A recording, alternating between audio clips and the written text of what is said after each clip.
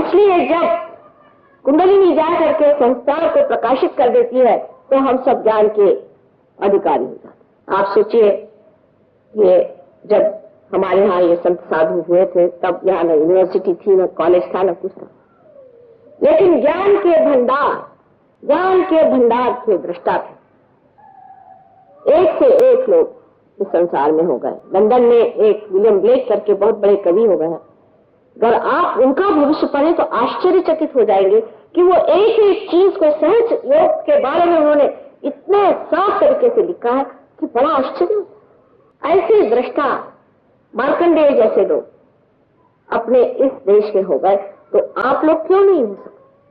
शुरुआत में जरूर एक ही मछली पानी से बाहर निकली, उसके बाद 10-12 निकली होगी, फिर 1,000 निकली हो, फिर उसके बाद न जाने कितनी मछलियां उससे निकल करके आज मानव स्थिति में बैठी हुई।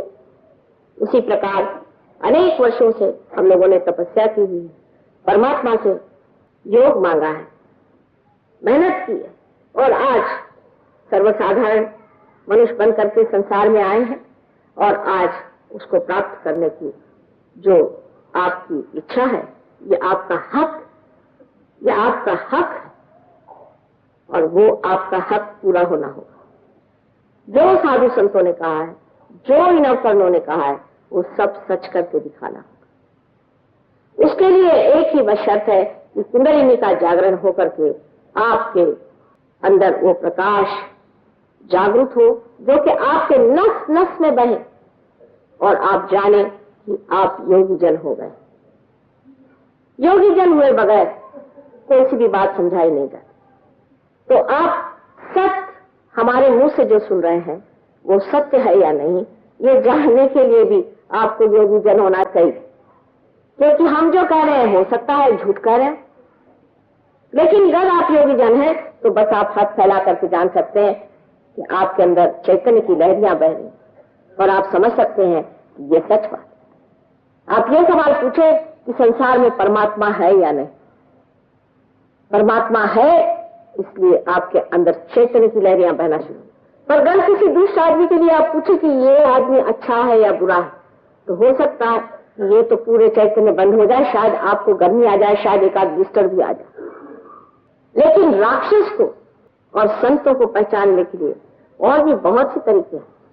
बुद्धि से भी मनुष्य समझ सकता है, बुद्धि से भी समझ सकता है कि जिस आदमी की दृष्टि आपके पैसे पर है, आपकी सत्ता पर है, आपके घर के बच्चे बीवियों पर, वो आदमी कभी भी संत नहीं हो सकता। संतों के लक्षण बार बार कहे गए तो भी हम गलती कर जाते। इसलिए पहले सत्य को जानने के लिए कुंडलिनी को हमारे संस्कार में प्रवेश करके उसको प्रकाशित करना चाहिए, जहां ये 1000 पंखुड़ियां जागृत होकर के सुंदर कलियों के जैसे, पंखुड़ियों जैसे सुंदर नृत्य करें। क्या आप देख अभी नहीं सकते, बाद में आप देख सकते, क्योंकि जब आपको हो जाते हैं, जब आप स्वयं ही प्रकाश होते हैं तो आप प्रकाश कैसे देखेंगे? जब आप प्रकाश हो गए तब लोग पूछते हैं मां क्या करें? जब दीप जला लिया तो आप प्रकाश दीजिए। जब तक आपके बुद्धि में ये प्रकाश नहीं आता है तब तक आपकी शक्ति 1000 गुना कम है।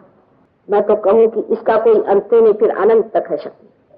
पर उससे पहले इतनी सी जो शक्ति है, जैसे कि एक बरगद का पेड़ एक छोटा सा बीज होकर के अंत में इतना बड़ा पेड़ हो जाता है, उसी प्रकार जो मनुष्य की बुद्धि अपने को इतनी छोटी और सीमित लगती है, वो इस कदर बढ़ जाती है कि उसकी शाखाएं भी चारों तरफ उतर उतर के उसे और विस्थापित करते जाती है। ये परमात्मा का सत्य स्वरूप है, आत्मा का सत्य स्वरूप है। आत्मा सत्य को बताता है, लेकिन सहयोग में जरूरी है कि आपकी बैठक होनी चाहिए। अब आपने म्यूजिक सुना, हिंदुस्तानियों को तो ये बात समझनी चाहिए कि म्यूजिक चीज जो है बैठक के बगैर नहीं, बैठक चाहिए। पार तो हो जाएंगे आप, ठीक है, पर उसके बाद जब बैठक आप पूरी तरह से इस पे प्रभुत्व नहीं पाते। इसके लिए बैठक चाहिए, अभ्यास चाहिए, और जब तक वो अभ्यास नहीं होगा आपके अंदर उसकी संवेदना, इस कदर नाजुक संवेदना, गहन संवेदना जागृत नहीं हो सकती, क्योंकि ये नसों से जाना जाएगा और ये नसें आज तक जड़ रही। ये नस जब तक वो नवीन जागृति के नए आयाम में, डायमेंशन में जब तक नहीं जागृत होती, तब तक आप नहीं जान सकते। हमारे एक बार बहुत से लोग हमसे कभी कभी सोचते हैं कि ये इनको क्या पता होगा, ये तो बहुत सीधी लगती है। तो एक साहब आए, कल माए देखिए ये आपका फोटो कैसा है। मैंने कहा बिल्कुल गलत, मैं बता दूं किसने निकाला। वो अच्छा बताइए। मैंने उस आदमी का नाम बता दिया जिसने फोटो निकाला। मैंने कभी देखा नहीं था, किसी ने भी नहीं। वो चक्कर में आ गए कि माँ तुमने कैसे जाना।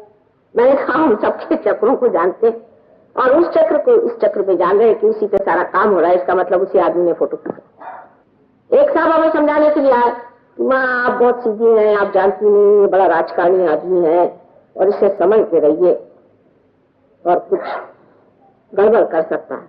मैंने कहा अच्छा इतना ही बताना आपको? कहने हाँ। अच्छा आप सुनिए, आप में इसके बारे में क्या जानती है कि इसकी बीवी अपनी नहीं है, किसी ब्राह्मण की बीवी भगा के लाया है, इसका बच्चा तो और इसका है, लेकिन ये बीवी दूसरे की। और सब उसका मैंने जो कच्चा चिट्ठा खोलना शुरू कर दिया तो वो आंखें फाड़ दी, देखने लगे कि माँ ने इस आदमी को तो एक ही बार देखा और इतना कैसे बता गए। पर ये बताना कोई बड़ी भारी बात नहीं, इसकी कोई जरूरत भी नहीं आपको। लेकिन आप ये बता सकते हैं कि आप में कौन सा दोष है। और जब आप सत्य हो जाते हैं तो असत्य से आप अलग हो जाते हैं। जैसे कि इस कपड़े पर अगर कोई दाग लगा है और उस वक्त प्रकाश आ गया तो मैं इससे अलग सोचती हूँ कि इसे कैसे साफ कर दिया जाए। इसी प्रकार आप अपने से अलग हट करके जानते हैं कि ये असत्य, ये हम नहीं ले सकते। जैसे आज एक साहब आए, कहने माँ मेरा आज्ञा चक्र आप ठीक करो। मतलब क्या कि मुझे अहंकार हो गया, इसे आप निकाल दीजिए। अगर किसी आदमी को कह दीजिए कि आपको अहंकार है तो वो मार बैठेगा आप। लेकिन जिस वक्त आज्ञा चक्र में दर्द होने लग जाता है तो खुद ही कहते माँ मेरा आज्ञा जरा कृपया आप ठीक कर दीजिए, इस आज्ञा से मैं परेशान हूं। क्योंकि जो चीज आपकी दूषित है वो इशारा ही नहीं करती, कभी कभी दुखती भी है, कभी कभी बताती भी है, जताती भी है और आपके उंगलियों पे आप जानते हैं कि आपको क्या शिकायत और आपको शिकायत से एकाकार नहीं होते। हम लोग जो प्राप्त होने से पहले एकाकार, कोई आदमी है, जैसे एक किस्सा है, आप लोग बहुत सीरियस हैं, इसमें सीरियसनेस की कोई जरूरत नहीं, हल्की तरह से प्रसन्न चित्त रहे। परमात्मा का विषय सीरियस नहीं है, गंभीर है लेकिन सीरियस है, प्रसन्न चित्त करने वाली नहीं है, प्रसन्न चित्त। तो एक साहब गए मिनिस्टर साहब से मिले तो वहां एक साहब बैठे हुए थे, तो वो खूब कूद रहे थे, इनके समझ में नहीं आया। उनका साहब मतलब क्या, आपको हो क्या गया? कहले आपको पता नहीं मैं पिए हूं। कहा अच्छा मुझे नहीं पता था पिए हुए हैं, माफ कर दीजिए। ये जो हम अपने ऊपर चढ़ा लेते हैं कि किसी नौकरी में हो गए, किसी पोजीशन में हो गए, 2-4 पैसे इकट्ठे हो गए, उसका जो एक अभिमान, ये अभिमान नहीं, बुरा अभिमान, ये जो हमारे खोपड़ी पे लग जाता है, जिससे हम अजीब से होकर के पिए हुए घूमते हैं, ये छूट करके मनुष्य देखता है कि ये जो है ये बाह्य है। अपने बुद्धि का गुमान, अपने पढ़ने लिखने का गुमान, हर तरह के गुमान मनुष्य में चढ़ जाते। वो तो बात बात पे घोड़े पे बैठ जाता है, घोड़ा है नहीं घोड़े पे बैठा है। ये सब इस तरह से छूट जाता है जैसे कि प्रकाश में अगर आपने हाथ में कोई सांप पकड़ा तो उसे आप फेंक देते हैं, उसी तरह से सब चीज ठीक जाती, कहना नहीं पड़ता। लेकिन उसकी क्रिया क्या घटित होती है कि आज्ञा चक्र पे जब कुंडलिनी चढ़ती है और वहां की देवता जब जागृत होती है तो ये देवता हमारे दोनों ही ईगो और सुपर ईगो, जिसे कि मनस और अहंकार कहते हैं, दोनों को ही आपस में खींच ले, शोषित करते। और जहां पर ब्रह्म रंग में तालु की जगह ऐसी जगह बन जाती है कि कुंडलिनी खट से बाहर चली जाए, उस वक्त हमारे हाथ बोलते हैं, हाथ कहते हैं कि हाँ कुंडलिनी पार कर गई। जो लोग पार हो जाते हैं वही महसूस कर सकते हैं यहाँ की ठंडी हवा, और जो नहीं होते उनको मुश्किल होता है ठंडी हवा महसूस करना। उसके बाद जब आपके किसी चक्र में दोष हो, अगर आपके विशुद्धि चक्र में दोष हो या अगर आपके नाभि चक्र में दोष हो तो इन उंगलियों पे आप जान सकते हैं कि कहां पर हमारा दोष है। उसके बारे में आप सत्य जान सकते हैं। आप संसार की सारी बातों को जान सकते हैं। यहां बैठे बैठे आपके कोई रिश्तेदार हो, कोई हो, उनके बारे में आप जान सकते हैं, देश के बारे में जान सकते हैं, देश के नेताओं के बारे में जान सकते हैं, इलेक्शन के बारे में जान सकते हैं, चाहे जो भी जानना चाहे आप सब कुछ जान सकते हैं। लेकिन योग हो जाने के बाद मनुष्य का मन इन सब चीजों से हट करके परमात्मा की ओर लग जाता है। वो इन चीजों में उसको मजा नहीं आता। जब आपने से ऊंचा अमृत पी लिया, फिर किसी गंदगी का पानी पीना आप पसंद नहीं, वो चीज अच्छी नहीं, उसमें कोई मजा नहीं।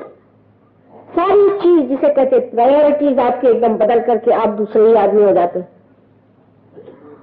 क्योंकि जिस चीज में मजा आता है वही होता है। एक शराबी को देखिए, मैं तो ज्यादा नहीं जानती शराबियों के बारे में, लेकिन मैंने देखा है कि जब वो शराब पीता है तो बराबर शाम होते ही उसको याद आ जाती है और फिर दुनिया में कुछ भी हो रहा हो सब छोड़ छाड़ करके बैठ जाते हैं अपना मसनद लगा के। और यही हाल एक योगी जन का है। जब मस्ती में आ गए तो एक काल वो उसी आनंद में डूबे रहते हैं, उसी शांति में समाये रहते हैं जो आत्मा की देन है। महाराष्ट्र के एक परिखारी कवि नामदेव, उनकी कविता है ग्रंथ साहब ने, गुरु नानक साहब ने बड़े प्रेम से मराठी ही भाषा में लिखी है। उसमें की एक कविता बहुत सुंदर है, जिसमें लिखा है कि एक छोटा बच्चा पतंग उड़ा रहा है। उसमें शब्द भी मराठी का है कि भरारी गगनाथ, मैंने ये कि जो आकाश में, भरारी से पता नहीं क्या शब्द होगा, कि जो आकाश में घूम रही है, और लड़का जो है वो खेल रहा है, वो सबसे बातचीत कर रहा है, हंस रहा है, लेकिन उसका चित्त पूरा उस पतंग की ओर है। यही योगी जन का किस्सा होता है कि सबसे बोलते रहे लेकिन चित्त उसका आत्मा की ओर है। दूसरी उन्होंने जो कविता की पंक्ति है उसमें लिखा है कि औरतें हैं पानी घड़े में लेकर जा रही हैं, 4-4 घड़ियां सर पे रखी हुई हैं, जल्दी जल्दी जा रही हैं और आपस में मजाक भी हो रहा है, हंसी भी हो रही, बातचीत भी हो रही है, लेकिन सारा चित्त उनका अपनी घगरी पर। और तीसरा उन्होंने कहा कि एक माँ है अपने बच्चे को गोद में लेकर के सारा काम कर रही है, घर का सारा काम कर रही है, सारा संसार का वो काम कर रही है, लेकिन उसका चित्त पूरी समय अपने बच्चे पर। यही कुंडलिनी, इसका सारा चित्त आप पर लगा, सारा विचार इसका आपके ऊपर में, और इतनी उत्सुक और उत्कंठा से इंतजार कर रही है कि कब मेरा बेटा इस और आएगा जहां वो अपने पुनर्जन्म को प्राप्त करे। उसको और कोई दुनिया की चीज नहीं चाहिए। उसका जब तक ये कार्य पूर्ण नहीं होता तब तक ये शुद्ध इच्छा जो आपके अंदर सुप्तावस्था में है उसको चैन नहीं। वो ढूंढती फिरेगी, इधर जा उधर जा, जंगल में जा, पैसे में खोज, उसमें खोज, उसमें खोज। आप जो जो गलतियां करेंगे बेचारी उससे आहत होती जाएगी, पर अंत में वो बैठी रहेगी कि एक दिन ऐसा जरूर आएगा जिस दिन सुबुद्धि से मेरा बच्चा इस योग को प्राप्त करे। तो आप आत्मा का जो स्वरूप है उस सत्य को जाने।